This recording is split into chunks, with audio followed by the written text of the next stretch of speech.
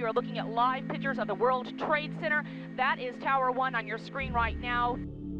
Kim was in Connecticut, and she called that a plane hit the World Trade Center. And I put this little junky TV, and I see the smoke coming out.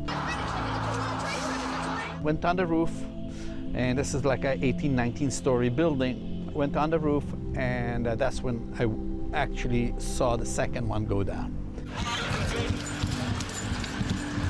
And that was not easy. Move it, come on! Now I see people coming in, they look like out of some sort of a scary movie with white powder on their face.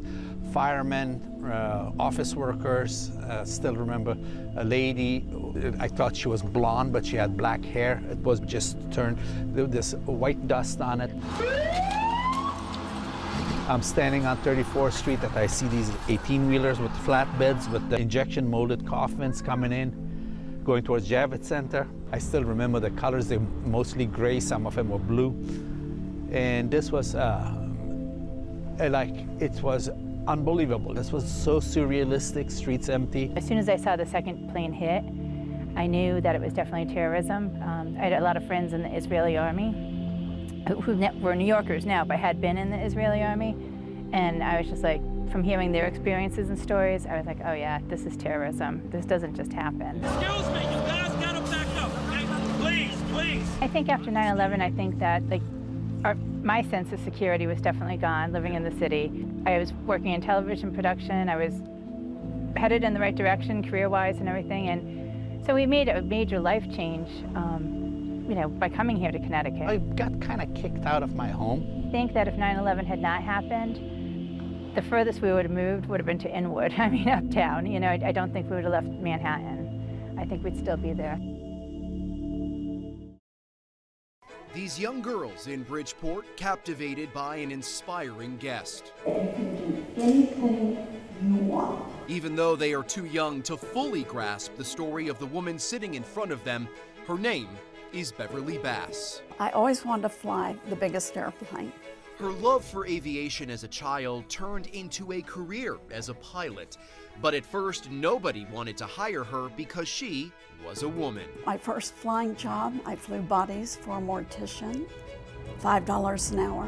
Bass would eventually land at one of the biggest names in the business, American Airlines. And I got hired by American as their third female pilot in 1976 and became the first captain for American in 1986. The first female captain in an industry dominated by men. She would go on to fly one of the biggest passenger jets, the Boeing 777. And then came her most difficult flight yet. Oh my God. Oh my God. 2 airplanes have crashed into the World Trade Center. Captain Bass was at the controls of a packed plane, flying from Paris to Dallas. We learned that an airplane had hit the World Trade Center, never thinking it was an airliner. As the tragedy unfolded, U.S. airspace was shut down. Dozens of international flights diverted to Canada. Captain Bass delivering the horrific news to her passengers. So I said, ladies and gentlemen, this is Captain Bass. There's been a crisis in the United States. All of the U.S. airspace is closed. Move it, come on! We'll be landing our airplane in Gander, Newfoundland. Captain Bass's plane, one of 38 jumbo jets to land in Gander that day. We landed in the tiny community of 9,400 people, and we were nearly 7,000 passengers and crew, and we stayed for 5 days. The town sprang into action, providing shelter, food, medicine, and clothing for all the people who arrived at their doorstep, serving as a bright light on the darkest of days.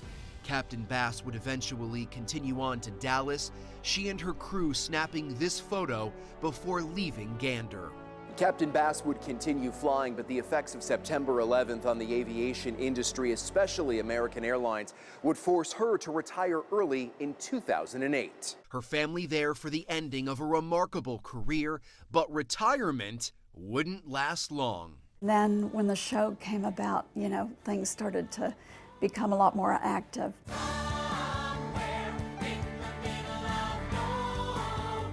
Yes, a show, the Broadway hit Come From Away. It tells the story about Gander on 9/11, Captain Bass's experience that day, and her career, now a centerpiece in the musical. 1986, the first female American captain in history. The first time I saw the play, I had no idea what it was about. Now my life has truly become an out-of-control whirlwind, but it's all very good stuff. Thank you. You're welcome. Captain Bass now details her years of flight on the pages of a new children's book called Me and the Sky. I don't think pilots really get scared because we're so well trained.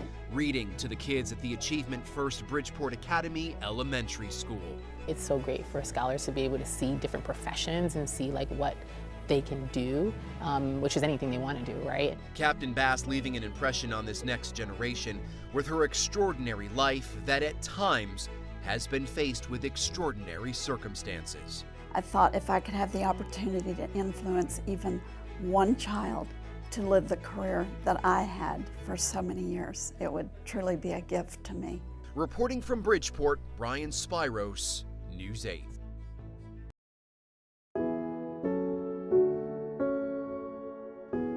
We know they're in heaven, but I like to take it a little further.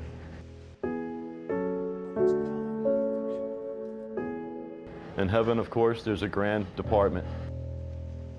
South Wyndham's Jim Preston wrote Heaven's Fire Department days after September 11th and delivered it to every firehouse in Manhattan and Brooklyn. But his work didn't stop there. I mean, we left a funeral one day, and my wife said to me, I know you still feel guilty because you didn't work at the pile, but I'm so glad you didn't, because I would be sick now too. Yep, he does a lot of good things. Oops. Yep, he's good. He's a good advocator. He advocates for a lot of different things, but the 9/11 family is our family. A firefighter at the time, he felt compelled to respond, and he has for 20 years. One of the things that the September 11 family says is out of great tragedy came incredible love. This stack is kept in the pocket of his dress uniform.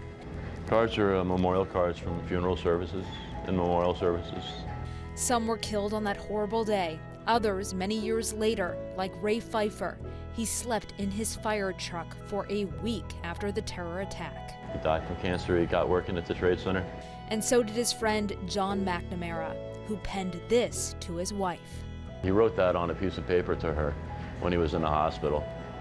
And it became my motto, whatever it takes. Whatever it takes to make sure the 9/11 families are taken care of. Over time, you just meet people. He's active with the Feel Good Foundation, started by John Feel. He had a large beam slide onto his foot, and he lost half of his foot during the operation there. And when he was home, he started thinking, I gotta find a way to help people. So in their little pastry shop, a cupcake for later in Willimantic, they raise money to help the families. Making sure that their memory, their legacy lives on forever. That's why my part is to listen to them, listen, talk, and try to help, make it a little better if I can,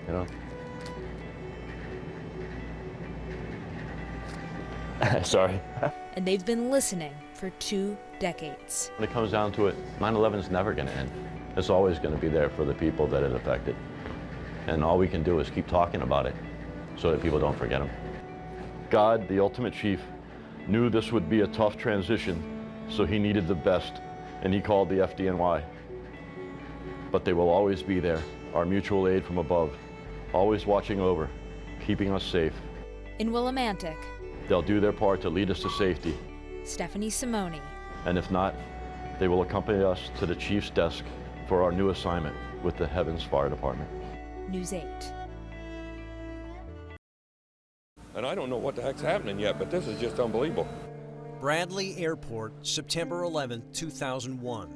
People waiting to hop on a plane stunned and stranded watching the horror unfold on TVs in airport bars as every commercial flight in the nation was grounded.